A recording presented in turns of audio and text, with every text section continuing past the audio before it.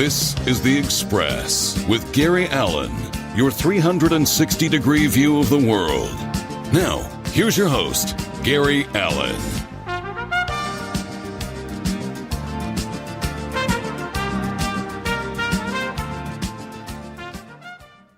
And good evening, everybody, and welcome to this edition of The Express. Gary Allen with you. Excited to have you with us tonight. We have an excellent show for you. Miss Rebecca Costa will be our guest when she joins us. Just a quick reminder, and I really don't need to go through this whole list. If you just go on my website, GaryAllenTalkShow.com, you'll be able to get all the links and where to go. But just a quick one on Thursday night at 7 o'clock. This show will repeat itself on DiversityBroadcastNetwork.com, our sister radio station.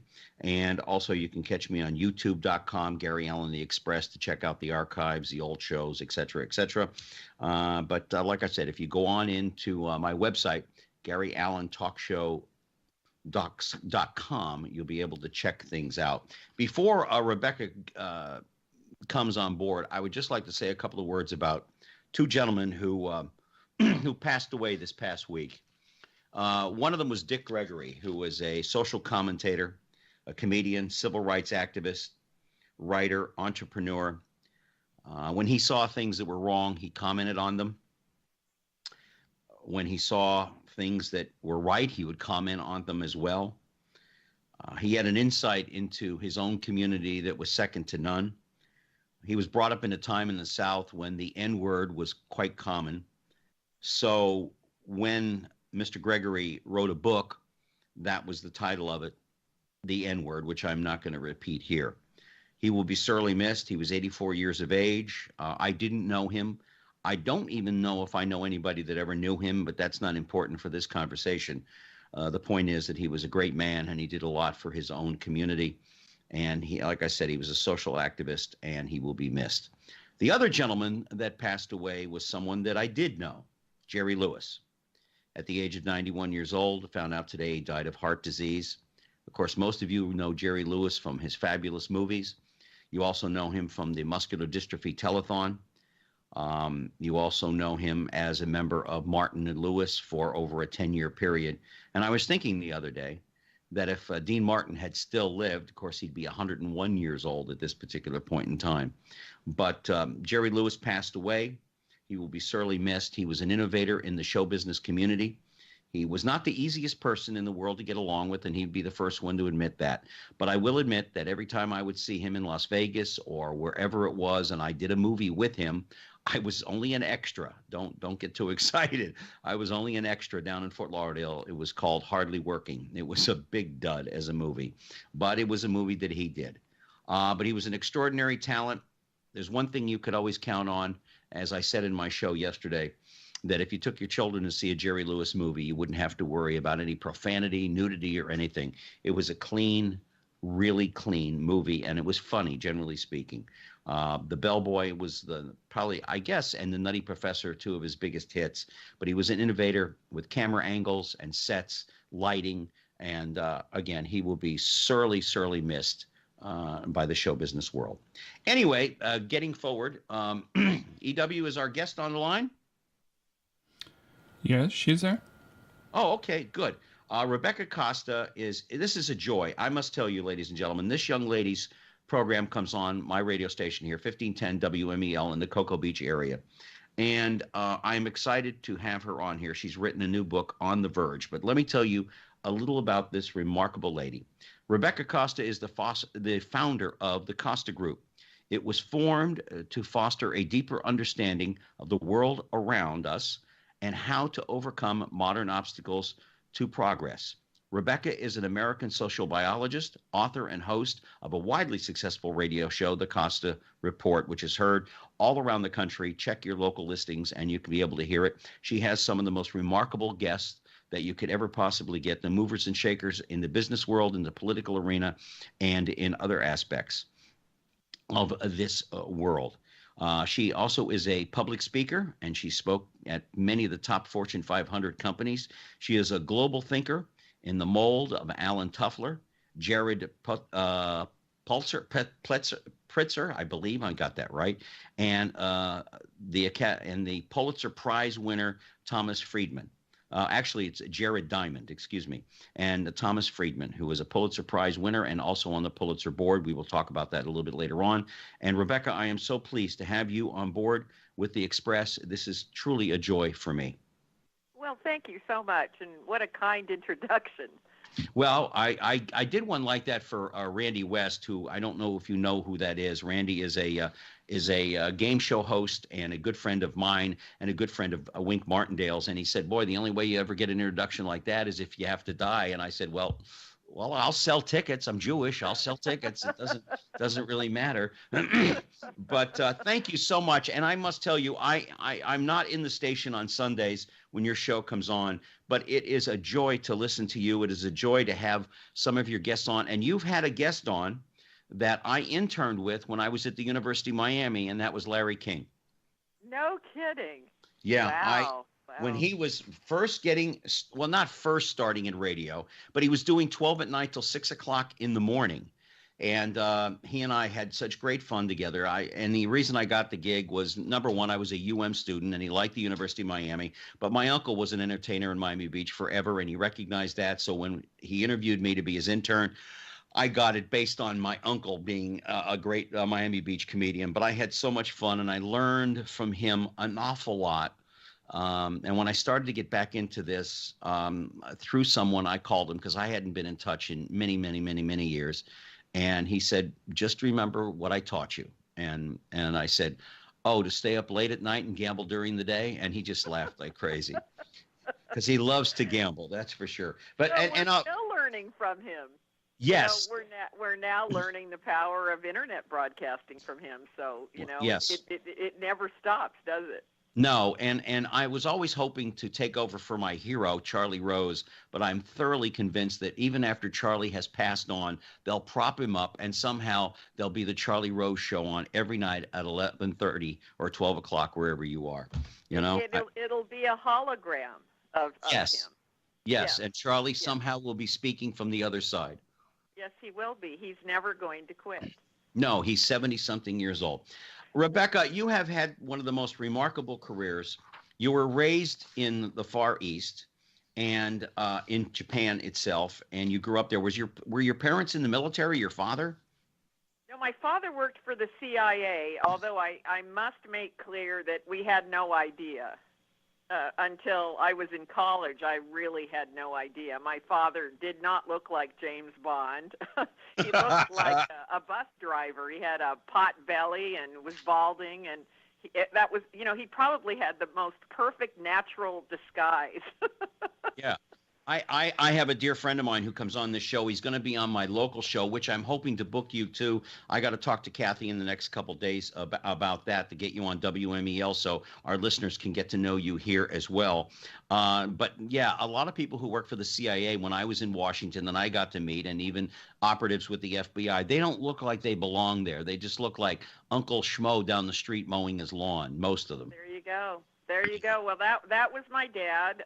And I guess, later as children, my brother and I would get together and say, well, didn't we think it was weird that he would, go on these trips and he couldn't be reached?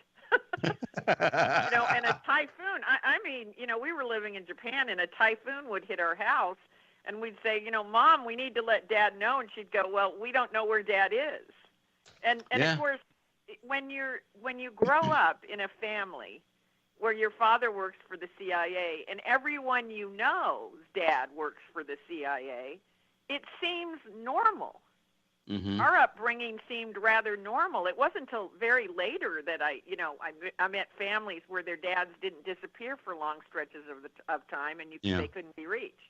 No, my dad would disappear, but he was an airline pilot, so he would disappear and literally wouldn't tell my mother where he was going because he said, "I don't want her bugging me. I want to get away." There was 9 kids in the family, so it was like, "Oh God, get away, get away, get away."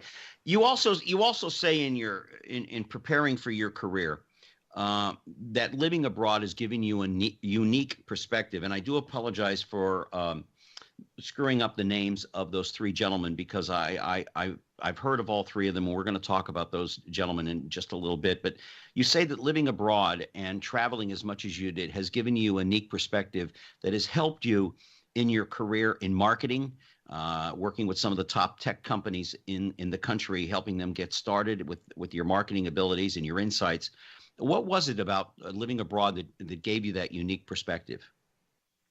Well, I spent most of my youth and, up until I was a senior in high school, I lived in Asia.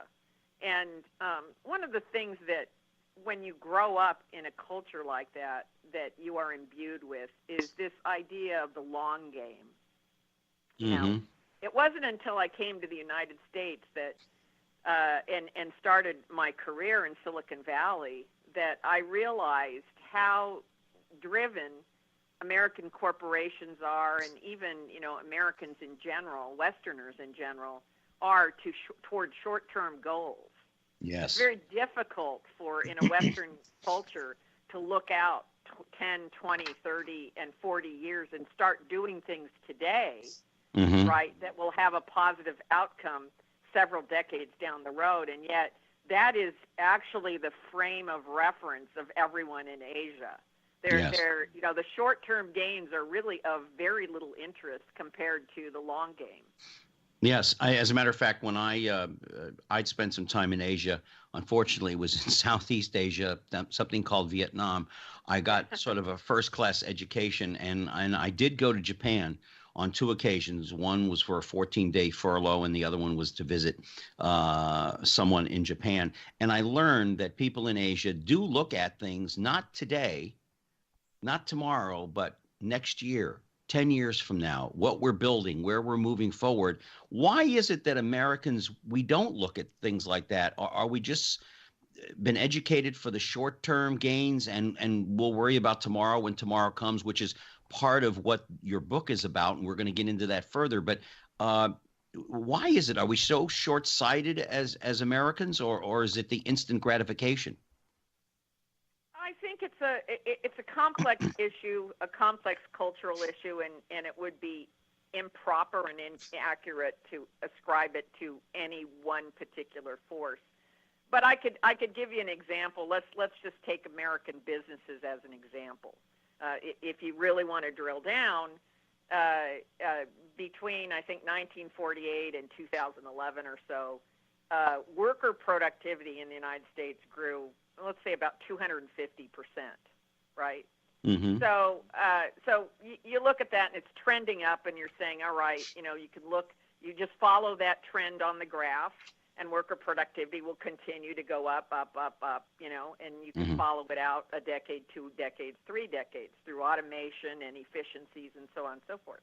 And then you look at American workers' wages, and you see sometime around 1975 that wages up until that point tracked productivity, right? Because productivity meant profits, and profits meant higher wages, and so you just see those things track. And then sometime in 1975, they bifurcated. And so, I've spent a lot of time trying to understand, well, why in 1975 did profit, productivity, and wages stop moving together?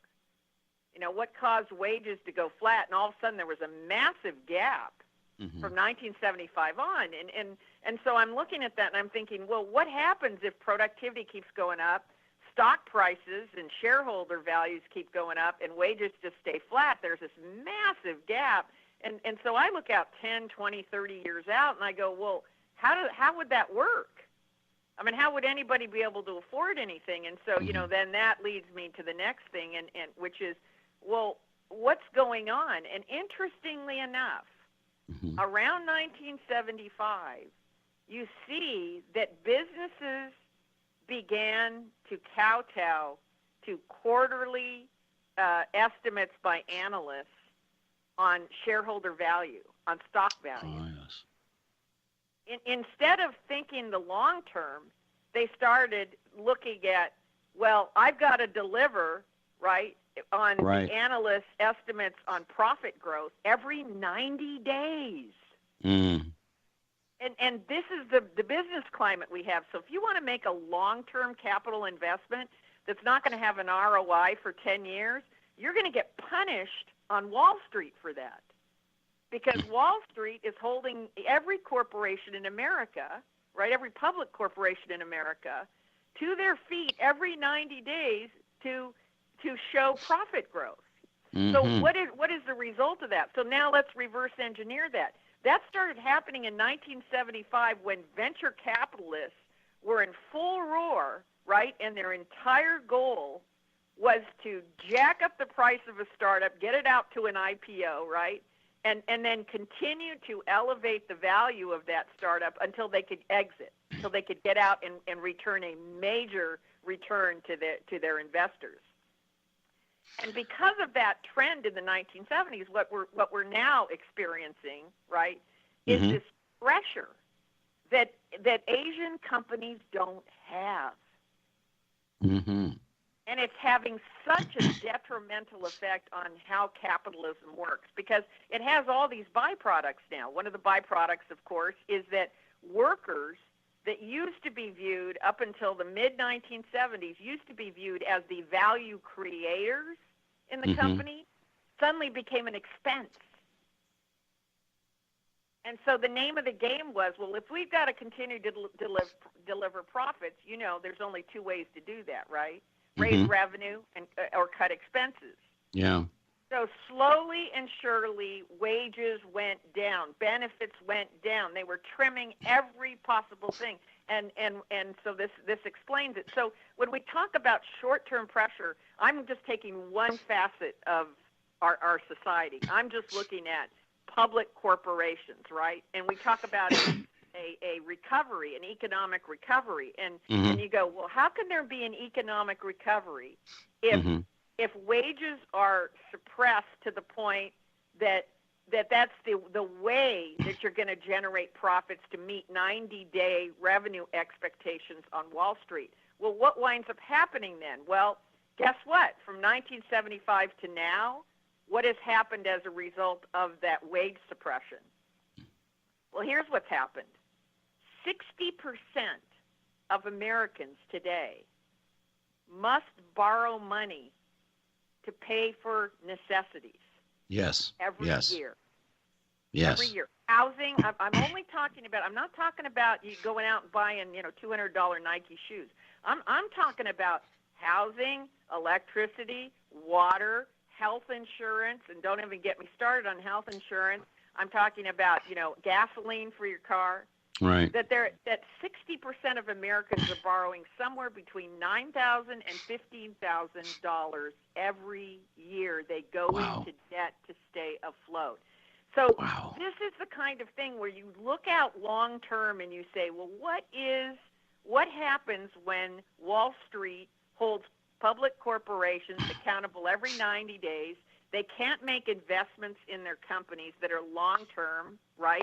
They have to suppress wages, right? As a result of those wages, individuals go into further and further debt to stay afloat. What is the long-term consequence? Well, we're experiencing it right now.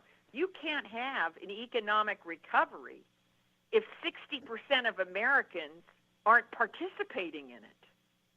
Yeah, true. Yeah, absolutely. That's We're talking what I mean about the long game. Where's the long game? If you don't fix the systemic problem, this idea that Bernie Sanders has, well, we'll just tax the rich and redistribute the money, it won't fix the systemic problem on Wall Street. Yeah, true. We're talking to Rebecca Costa of the Costa Group. You can catch her on the Costa Report. Check your local listings in your radio stations around you. This is a very interesting lady. She's also written a book called On The Verge. It's a wonderful read. And, Rebecca, I'm so glad you guys sent out those books to the stations because I finally got my hands, other than the PDF in my computer, because I love the touch and feel of a real book. And I can't put it down. I'll be perfectly honest with you. I just really can't. And the funny stories in there that we'll get to later is just something. So what you're saying is the Japanese or the Asians don't have those restraints of every 90 days, and it's buckling and it's crippling our economy and our abilities to deal with people around the world. If we would do away with those restraints of 90 days, things might progress a little bit better like they do in Asia. capitalism would work again. It worked. It worked up until the mid-'70s. It can work again. The problem is systemic. It's what we're practicing right now is not free market capitalism. What we've done now, it has to be reversed. And by the way, it isn't going to be reversed by the government. It has to be reversed by companies. And there are some companies that are aware of this. They look at the numbers. They look at the charts. They look at the data. You know, I'm a scientist by training. So yes. I just look at the data.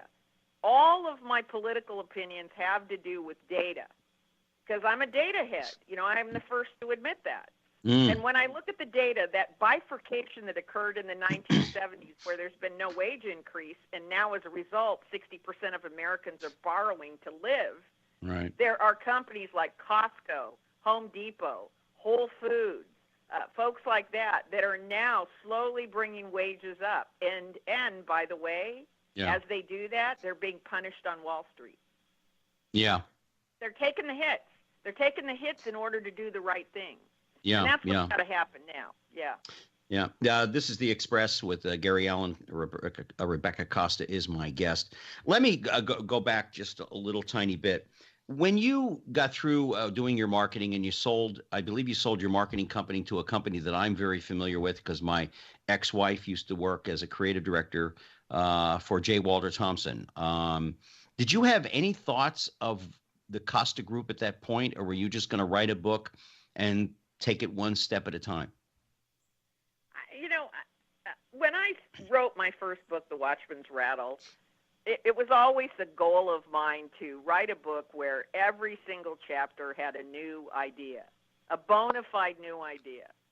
You know, and I really challenged myself and said, I don't want to, you know, a lot of nonfiction books, you read the first chapter, and now there's going to be, you know, anecdotal evidence all the way to the end, and you might as well just skip it because they've told you what the whole book's about in the first chapter. I didn't really want to do that, and I challenged myself to be able to do it. And by the way, the first time I went to see the publisher, they looked at me and they said, you know, this might be too ambitious for a first-time writer. And I said, you're telling me.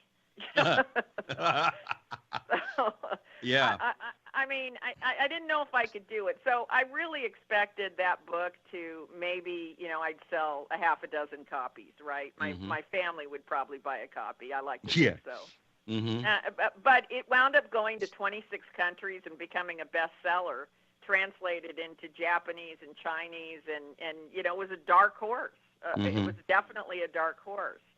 And so many people were saying, well, you know, I understand the concepts that you present in the Watchman's Rattle, but what about the practical application? You know, give us something that we can do. And you know, I got to tell you, I'm not a fast writer or thinker. You know, I have to take a lot of time and look at data and throw ideas up and then go out and test them and see if they actually work or they're real. And, you know, I get a book out maybe every 5 or 6 years. It takes a tremendously long time. And I tell people I write much more material than ever makes it into the book. Yeah. But I'm very excited. The formal release date is September 6th, but I noticed Amazon and all the bookstores are taking orders now. So I'm telling you, I haven't been able to put it down. I love the front cover. Is that a nephew of yours or something, or someone? No, it's not. It's not a nephew. I get asked that quite a bit, and a lot of people ask me, well, why did you title the book On The Verge? Because I feel that we are really on the cusp of a major revolution in humanity. Yes. And that is that we've bypassed now the information gathering and production stage. And now everybody's overwhelmed with data.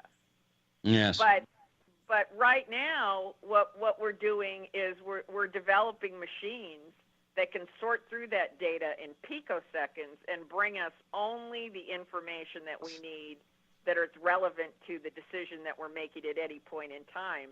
And now we're even moving beyond that, and we're developing machines which can predict the future with 100% accuracy.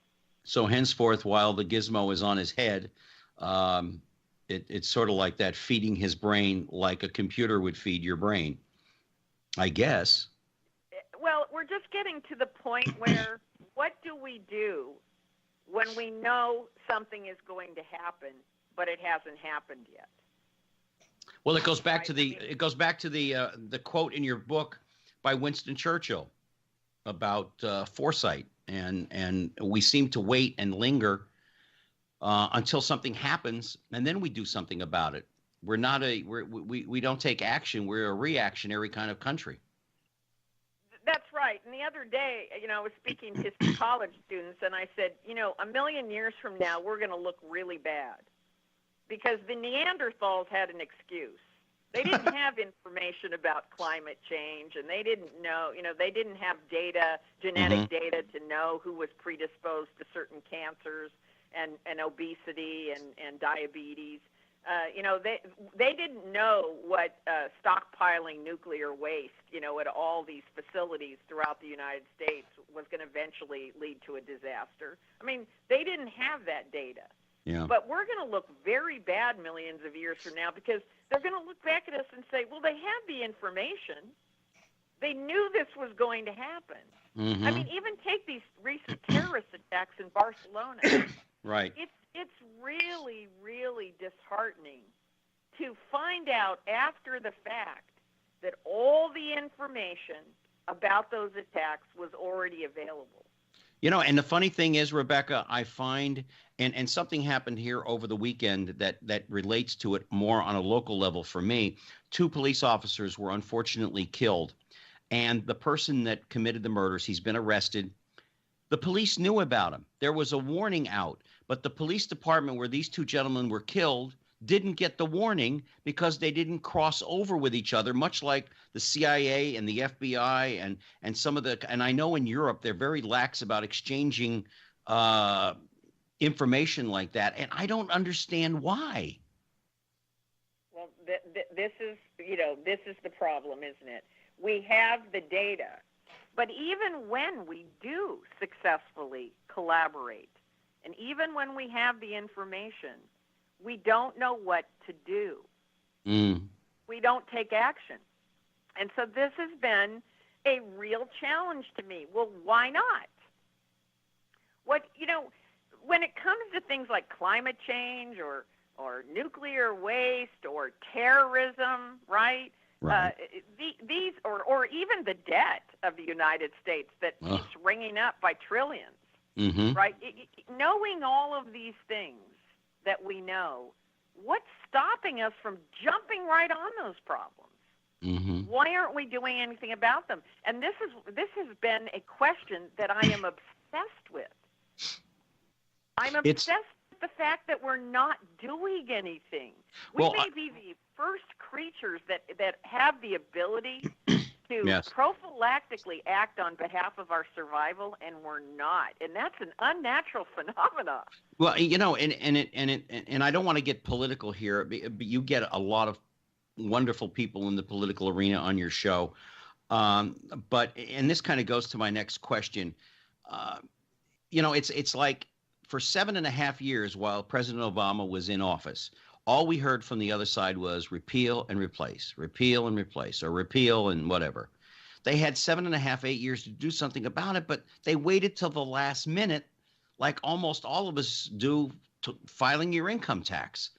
Like magically out of nowhere, the information is going to come, not understanding or maybe understanding and not willing to tackle a very difficult thing. Healthcare is extremely difficult, which brings up my next question, sort of a lead into, where are we as a country? Are we at a transformational time, a cultural problem, a crossroads? Are we morally bankrupt? I mean, what's going on? Because all the signs are there that we are collapsing politically, and the guys in Washington don't do anything. And the guy who's sitting in the big chair, he's about as informed as I am. If you said to me, Gary, I want you to perform surgery in the morning. What? I mean, I don't mean. Well, okay. So, Gary, yes. we have to have a talk. I hope so. By the way, I offended you I sent a friend request to you on Facebook. Okay, good. I'll answer it. Okay. We must talk. And what we must remember is the United States, right, has had ineffective presidents before. Oh yeah. And we will have ineffective presidents in the future. Yes. Okay? And you have to have faith in the United States, in the Constitution, in the infrastructure, in the wisdom of the founding fathers to create a balanced government with checks and balances, right? A lawful nation.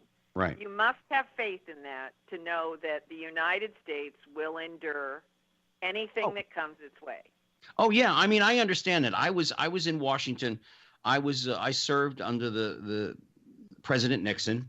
I was in Washington. I was in the Air Force at the time, and I was there for Watergate because I traveled on Air Force One. So I know we're going to come out of this. But boy, it does it not remind you? I mean, you're a little maybe too young to remember, but doesn't it remind you of the '60s a little bit? It does. And you know, everyone thinks it's the end of the world. No. And it's not the end of the world. We will get through this. Sometimes you have to just muddle through, right? Yes. But it will not stay like this. God, I hope not.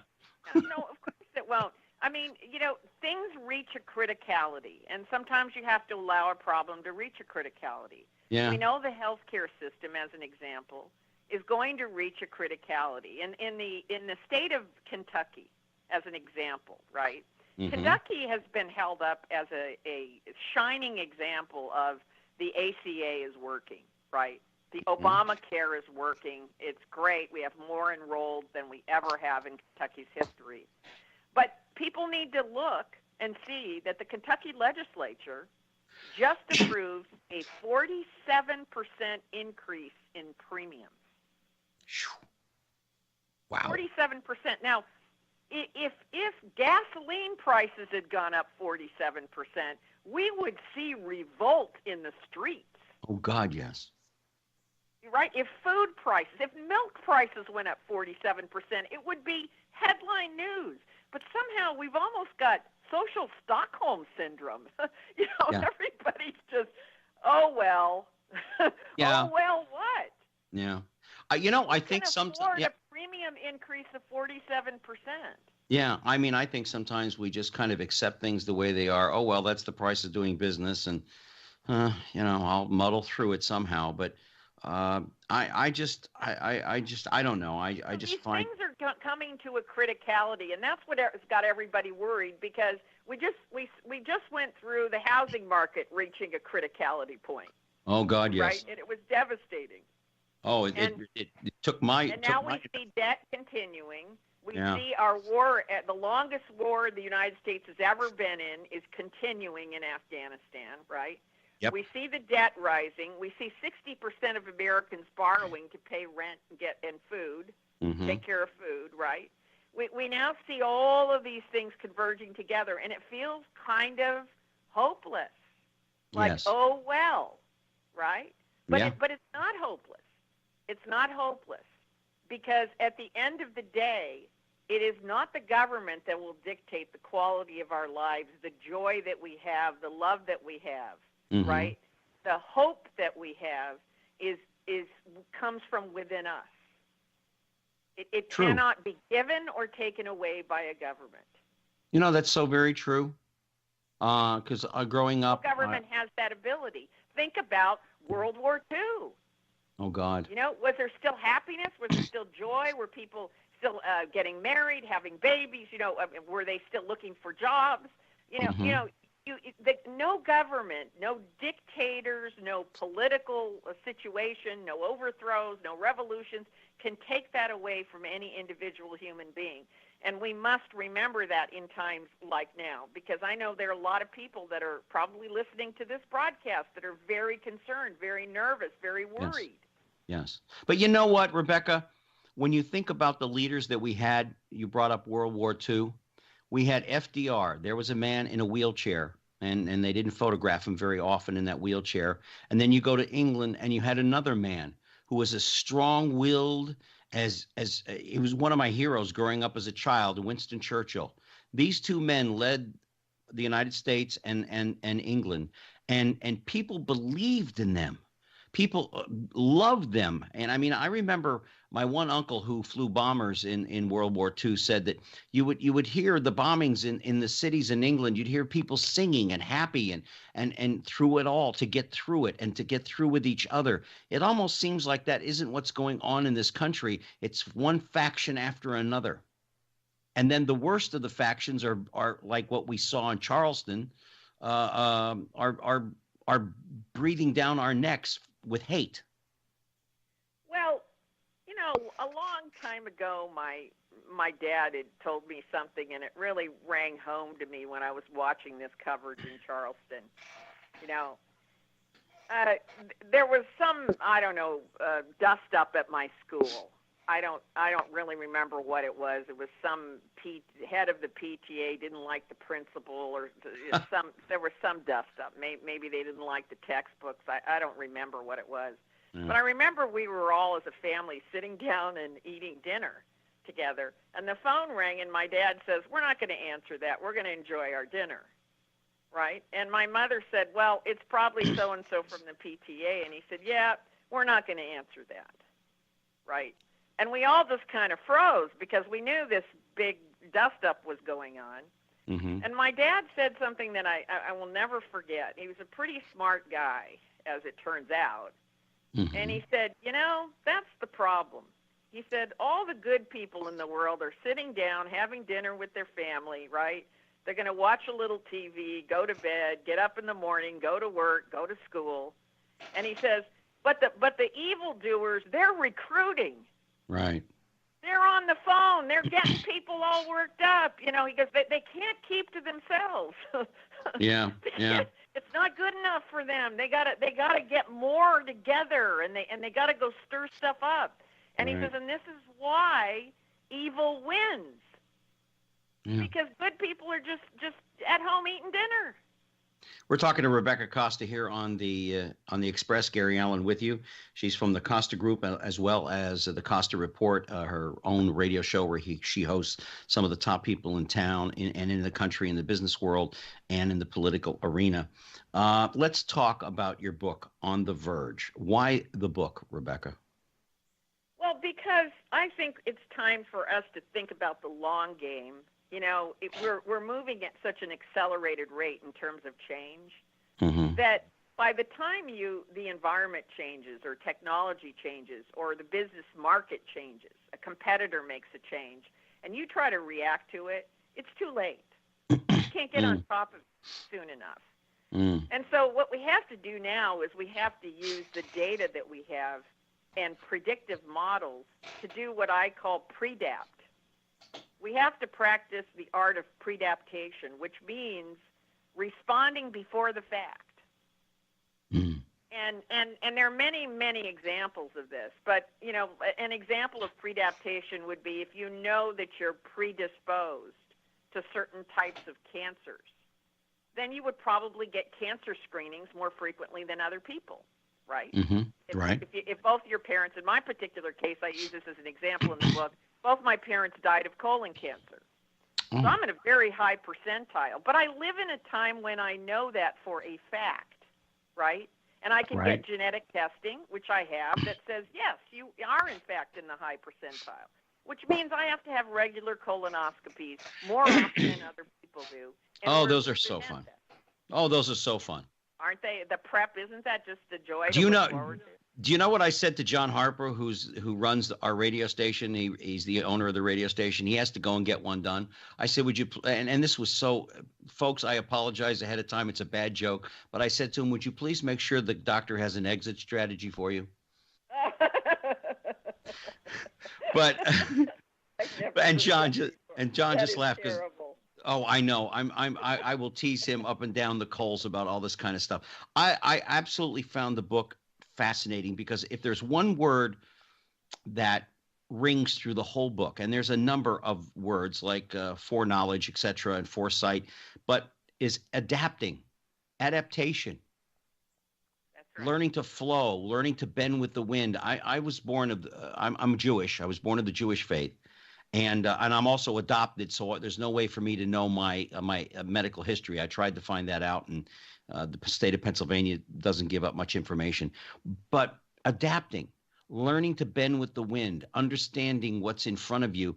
And you talk about that in your book where we have the data, we have the ability. We do now when it comes to predicting hurricanes. We have it when it comes forecasting certain things in this world. Is it going to make the business leaders better leaders, understanding this and using this data in order to continue to move forward? Well, yes. I'll give you a specific example.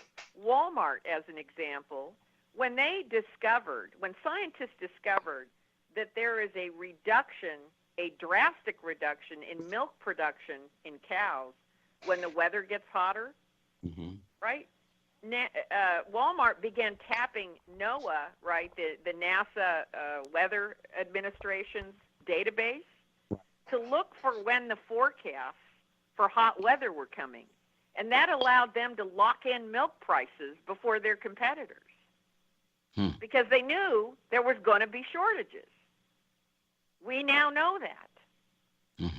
So think about the things we know and how that creates a tremendous advantage for those people who are using predictive models. We can look out ahead and then make decisions in the present, right, to take advantage of the knowledge that we have about the future and also to avert danger and threats.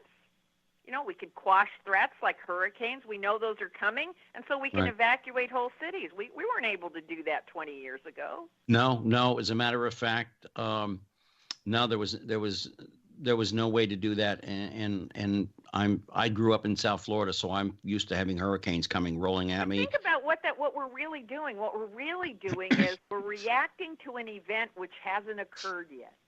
Now that's a real sea change in human behavior. And it separates us from all of the lower animals. All the lower animals can only respond to an event which is occurring in real time. Yeah. But humans now can look out to an event which hasn't even manifested and now respond to that in the present. Is there any danger in that, though? Tremendous power. Is there any danger in that? I mean, you're taking away the human aspect of it. Is there any danger? I mean, my grandfather used to have a saying, where there's a will, there's a crook. I mean, isn't it greatly dependent on the person inputting the information into the computers, for the data, that it's correct? I mean, there's a lot of Bernie Madoff type people out there that for their own ill-gotten gain will screw things up. Well, there's always going to be a downside to every technology and everything that we progress with. There'll always be abusers. Yeah. You know, that should never stop progress. Oh, no. Try to rein them in. You won't get all of them. Look we invented the internet, but at the same time, we invented hackers. That doesn't mean the internet's bad. Yeah. Well, you know, there's always going to be a downside. I as you know, I've worked and lived in Silicon Valley most of my life. So, you know, from my perspective, there'll always be a downside. You know, you invent Bitcoin and someone will rip it off. You know, anything that you come up with somebody's going to find a way to take advantage of it. But I don't let that spoil it. No. You talk about in chapter 1, foresight, which is a word that runs through almost the whole book. And you talk about having foresight will enable people, imagine being able to shape public opinion beforehand. Is that good? Or, I mean, is there a danger in that too? Well, you know, the only people that weren't surprised Donald Trump was elected are those people who had better tools. Yeah. They had much more accurate polling data. They had a much better handle on what the public opinion was than the Democratic Party did. Yeah, true.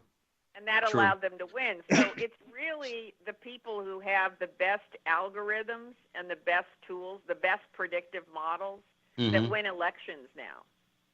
Yes. Because then the candidate could shape around that, right? The name of the game in any election is to appeal to the broadest audience. Right. The broadest electorate. So you've got to be fairly accurate. You know, are the things you're saying resonating? Forget the other politicians and what they think about what you're saying, Because how many votes are they? A couple hundred, couple thousand? Doesn't matter. Insignificant. So it doesn't matter what the members of a party say. Doesn't matter what people in the media say. What matters is the broadest number, the biggest number of eyes and ears that you can captivate. And Donald Trump did that successfully. Yeah, he did. And I think also, too, the fact that the candidate on the other side, I made this statement. John and I were on the air the night of the election. And when she lost, I said, the problem is she never got out of the spotlight. Even after her husband no longer was president, she never got out of the spotlight. She never let people not see her in the spotlight. And her campaign became hubris. They thought they had it won 3 months before the election, and they didn't. They did because they didn't have the models that the Trump campaign had. They didn't have the tools. And we got to remember that Trump, as much as, it was interesting. Everybody makes a big deal about Trump tweeting, right? And nobody likes the fact that the president is twittering every morning, right? And that half the news forecast is about whatever Trump just tweeted this morning. Right. And nobody seems to like this. But it was interesting that I had Jim Lehrer on my program, right, who was the person who produced and anchored the PBS NewsHour that we have Yes, today. Used to watch it all the time. Yeah, and he was also, by the way, has moderated more presidential debates than any other person in the United States. So he was a good person to go to. And I said, what do you think about this tweeting? How would you have covered it if you were still on the news desk of the PBS NewsHour, which I greatly respect. And Jim Lehrer said, of course we would cover the tweets. He says, it doesn't matter what venue the president uses. It doesn't matter how he gets the information out there. You have a responsibility to cover anything the leader of the free world says. Yeah, and he's speaking tonight down in Phoenix, and the governor is asking him not to show up at all. We're talking to Rebecca Costa from the Costa Group with her new book, On The Verge, and it is an excellent book. I recommend you can get it on Amazon. Go to Barnes & Noble. You can go everywhere and pick up the book. It is a great read. It will help you understand how you can look forward to your future by some of the guidelines. And one of the stories that's in this book that I found fascinating. I'm an aviation kid. I grew up around it. I flew in the Air Force. I found the story about Charles Lindbergh. Fascinating.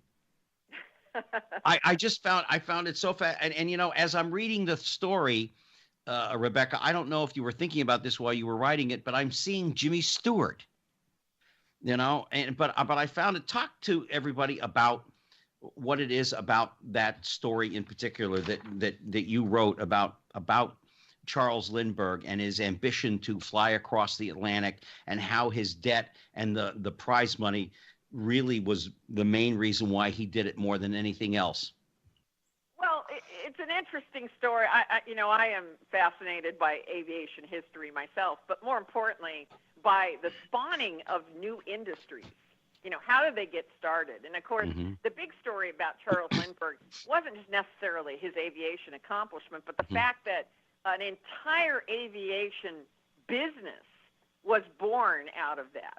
And so suddenly everybody wanted to fly. And the interesting thing about Charles Lindbergh, of course, was that there were other people that were trying to make that transatlantic flight. And they had a lot more experience and far better equipment and more backers than Charles Lindbergh did. But wisely, they knew that the weather was turning and that they had a really good chance of not making it and actually dying on the voyage. And Charles Lindbergh knew that. But Lindbergh was in debt up to his eyeballs. And the fact is that hotel entrepreneur Ortigue had put up a prize. I don't remember the exact amount of the prize.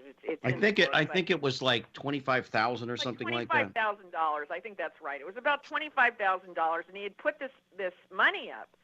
And Lindbergh owed the bank so much money that he needed to win that. So even though it was very dangerous, and none of the other more experienced flyers were willing to go up into the air. Lindbergh needed to, and it was that prize money that lifted the spirit of St. Louis into the air. Yeah. And so, it's a great story, because based on that, I draw the analogy with the X Prize, right?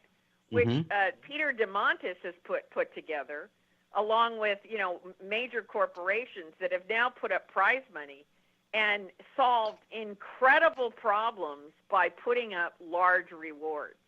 Because the interesting thing about putting up prize money is that we've now discovered that teams from all around the world will compete, and the overall investment in solving that problem is anywhere from 10 to 50 times the prize money. So it's fabulous to have all these people invest in all these teams across the United States competing to win the prize money. And, of course, the first prize that the X Prize put up was the first vehicle to be able to go into suborbital space, right, with multiple passengers, come back down, refurbish itself, and go back up into suborbital space. And, of course, Burt Rutan won that prize. Yeah. And then quickly, Spaceship One was patented, and it was bought by Richard Branson, and it became Virgin Galactic. And I admire Richard Branson so much. If I had not got into the radio business again, I probably would have gone to work for Virgin Atlantic Airlines. I mean, I just really love his entrepreneurship, and he's a visionary. He's everything that your book is, On The Verge. He can see things ahead of time before the rest of the world sees it. And I think, in a way, Rebecca, that is a lot of the people that you've had on your show are people that can see things that most of us cannot see. They're telling us where the world is headed. Yes. And I think that's the important part about your book is if and you got to go pick this up by Rebecca Costa. This is an absolutely fabulous book, On The Verge. And we're not going to get through the rest of it. We only got about another 4 or 5 minutes. Would you believe the hour's gone by this quickly? I mean, it's just unbelievable. It just goes to show you what a great host you are. It's flown by. I have no idea what a great host I am, but I have a great guest on who I admire a great deal. I am. I want to talk to you though about One Banana, Two Bananas, which is in your it's in your bio obstacles everywhere. The work you did, the work that Steve Jobs did when he realized that he needed to appeal to the masses in another sense other than the technical sense of what he did with his cell phones and stuff as far as from his competition with PCs. Well, for a number of years, IBM and Dell and all of these guys were absolutely stumped because they couldn't believe that the actual price performance of an Apple computer was much poorer than a PC or a PC knockoff. And they couldn't understand, why are people buying an inferior product that we keep proving, right? Right. It doesn't have as much memory, doesn't have as much horsepower, battery longevity on all fronts, even the pixelization on the monitors. I mean, the PC companies were just stumped. And it's because, Steve Jobs looked at these products and said, these are accessories. They're fashion accessories, right? Yeah. People want to be seen with my product. And he spent so much time and money on package design, putting in that cool factor. And people cared more about the Apple culture, the counterculture of Apple, than they cared about the price performance. And it's natural. We like to be affiliated with our products. It's the reason that when people are very prideful when they have a Maserati, right? They want people to look at it. They keep it clean and polished. You never see anybody driving around with a Maserati with big dents in it that's dirty, Well, I got a Hyundai accent out here. I can call it a Maserati, but it's got a few dents in it. I mean, but yeah, you're right. And we are attached to labels. So I guess he really did hook onto something.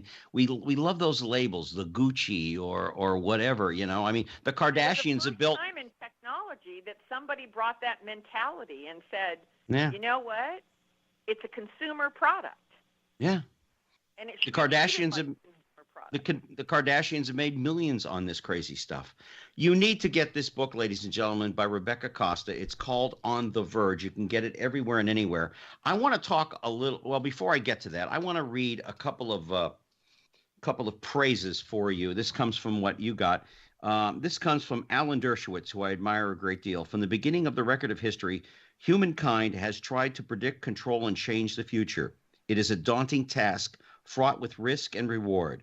Read this book if you want to be able to understand the future.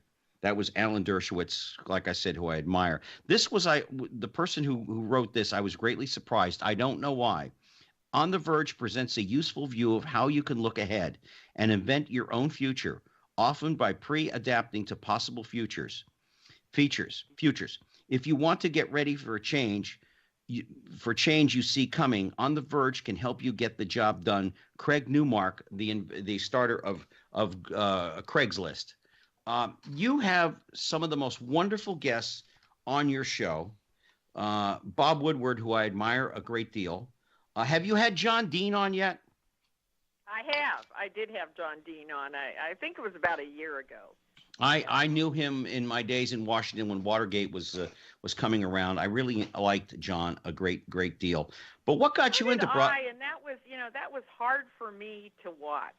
You probably were like me and glued to the TV during the Watergate hearings, were you? No, I was front and center. I was aboard Air Force One for most of that time. Oh my goodness! I was there. Had no idea. When Nixon resigned from office. You see them leave the White House. I'm at Andrews on Air Force One waiting for him to arrive. And I remember the final words that he said to me before he got off the airplane, because I carried the codes.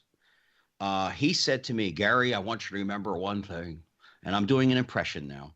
He said, Republican or Democrat, we're all full of crap. Did he really say that to you? Yeah. He said, I want you to understand. And also, whatever party coddles up to the religious right, they're in trouble. Wow, that's interesting. Yeah, he was a fascinating person. He was a complicated man, but I loved him. I really did. Put Watergate aside. He really cut through things. He knew Washington pretty well. If we had more time, I would tell you a story about my ex-wife who worked at J. Walter Thompson in Los Angeles, about something that they found when they were redoing the offices there, because Haldeman worked there at one time. So you see a lot of similarities between the Trump administration and Nixon. Yes, but you know what I see? There was the cover-ups, there was the lies and everything coming during the Watergate situation. But I don't, and there was Nixon's instability because the press were honing him, and he was always just, every president dislikes the press to some extent or another. I don't care what party you come from. I don't think Trump is all there. I really think he got in thinking it was going to be easier than running Trump Enterprises, and he's found out that it's not. And he surrounded himself with a lot of people that I wouldn't have under any circumstances. And I think this man is not going to fulfill his 4 years. I really think. What do you think about analysts that are saying that he'll probably step down and hand it to Pence? I think that that's a possibility. If there was anything to the Russian deal that was wrong, that he wasn't involved in anything, he would have cleared that up a long time ago. People who have known him for 40 some years, I see them, I don't talk to them, I listen to them. They all say the same thing. He's lost his mind. Somewhere along the line, Donald Trump went out to lunch, and this guy walked in the front door afterwards. Rebecca, we've got 2 minutes to go. What is the one thing, and thank you so much for joining us here on The Express. It really is a pleasure. I want to have you back. I'm going to talk to Kathy. That's if you would like to come back, and I want to get you on my regular show. Of course. What's the one thing you want people to take away On The Verge This is a wonderful book, and please get it, ladies and gentlemen. What's the one takeaway you want people to get from your book? That we are in a transition right now. It's a bit of a messy transition, but the fact of the matter is there are things we can do to look ahead and prepare ourselves in advance of events occurring. And this is the greatest advantage that we could ever have. So we've got to look ahead. We've got to pre-adapt, because adapting is too late. We're already behind the curve, and there are many things that we can do to pre-adapt. And I hope people will take these 12 principles of pre-adaptation seriously. We didn't even get into that.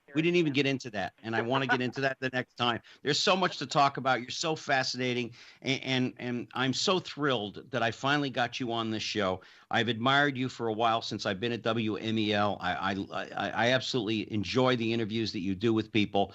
And one of these days, maybe I'll be as successful as you. I'm hoping. But well, I appreciate the kind words, but I think I won't climb up on that pedestal. I don't want to break my neck. Oh, please now, please. You have some great people on there. But again, Rebecca, thank you. I probably will buzz you in just a little bit as soon as we get off the air here. But again, thank you so much for taking the time. Your entire staff, they're absolutely wonderful at the Costa Group, and I'm going to call Kathy in the next couple of days and set up a couple more times for you to come on here again, as well as on the local show. I know John will be thrilled by that. So, Rebecca, thank you so much. Rebecca Costa, On The Verge is her book. Go out and get it. You're going to love it. It's going to help you understand the future and prepare yourself for what may come, and how to prepare yourself for what you would like to do. Thank you again. Thank you so much. You are absolutely welcome. Al, I just want to thank everybody for taking the time out of your day to join us here on The Express. Gary Allen with you. Next week, we're going to have another great show, and I know it's going to be fabulous, and I thank you so. You can go on to my website, GaryAllenTalkshow.com, and find out all the information. This program repeats itself on Thursday at 7 on Diversity Broadcast Network. Thank you so much, everybody, for taking the time to join us here tonight. We've got a great show for you. Next week, Ray Abruzzo from The Sopranos is going to be joining us. And EW back in the studio, thank you so much. Until next week, take care of yourselves and each other. You've been listening to The Express with Gary Allen. Join us here every Tuesday night at 10 for more captivating talk with Gary Allen. See you next time on The Express.